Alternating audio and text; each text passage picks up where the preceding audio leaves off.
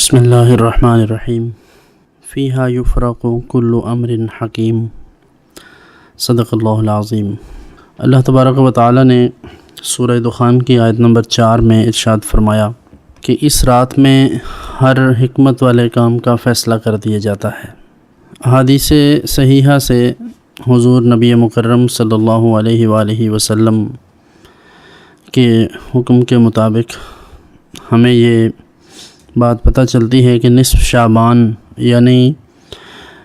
15ویں رات جو ہے شعبان کی، اس میں اللہ تعالیٰ کی خاص تجلیات نازل ہوتی ہیں، اللہ کی خاص رحمتیں نازل ہوتی ہیں۔ اس رات میں اللہ کی رحمت آسمان دنیا پر نزول فرماتی ہے اور اللہ کی طرف سے بخشش کی اور رزق کی اور ہر وہ حاجت جو انسان کو اس زندگی میں دنیا میں درپیش ہے اس کے لیے اللہ کی طرف سے یہ ایک موقع فراہم کیا جاتا ہے۔ جیسے صحیح حدیث میں حضرت ام المومنین سیدہ عائشہ صدیقہ رضی اللہ تعالیٰ عنہا سے مروی، امام ابو عیسیٰ ترمذی علیہ الرحمہ سنن ترمذی میں اس کو نقل کرتے ہیں کہ حضرت ام المومنین سیدہ عائشہ رضی اللہ تعالیٰ عنہا آپ بیان فرماتی ہیں کہ ایک رات حضور صلی اللہ علیہ وآلہ وسلم کو میں نے بستر سے گم پایا۔ آپ بستر میں موجود نہیں تھے۔ میں نے ڈھونڈنا شروع کیا، بقیع کے قبرستان میں گئی تو حضور وہاں تشریف فرما تھے۔ یقیناً حضور جب وہاں تشریف فرما ہوں گے تو امت کے لیے دعا فرما رہے ہوں گے۔ ام المومنین حضور کی خدمت اقدس میں حاضر ہوئیں تو رحمت دو عالم صلی اللہ علیہ وسلم نے پوچھا کہ اے عائشہ،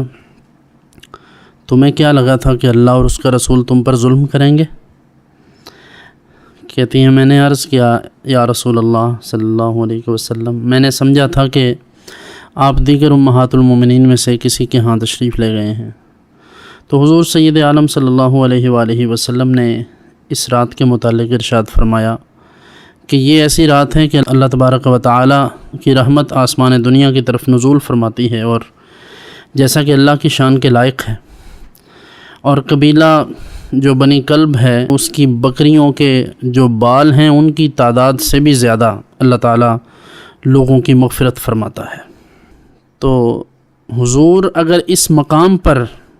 کہ وہ امام الانبیاء ہیں، محبوب کبریا ہیں،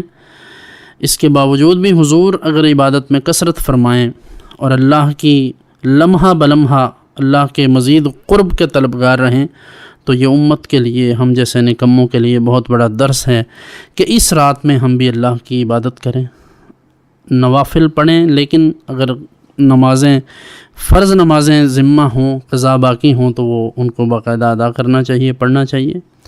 پہلے نمازیں پڑھیں فرائض، پھر نوافل پڑھیں، رشتہ داروں کے حقوق کا خیال رکھیں، ان کی دل آزاریاں کی ہیں تو ان سے معافی مانگیں، اپنے والدین سے معافی مانگیں، جن کی حق تلفیاں کی ہیں ان سے معافی مانگیں، اور اللہ کی مخلوق سے محبت کریں، اپنے ہمسایوں سے حسن سلوک کریں، پھر اللہ کی رحمت سے یہ امید رکھیں کہ اللہ تعالی ہماری بخشش فرمائے گا۔ اس رات میں کثرت سے اللہ کی بندگی، اللہ کی عبادت کیجیے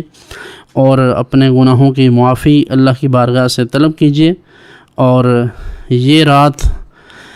آتش بازی کے لیے نہیں بلکہ اللہ کے حضور اپنا سر جھکانے کے لیے یہ رات ہے۔ اس رات کو ضائع نہ کیجیے۔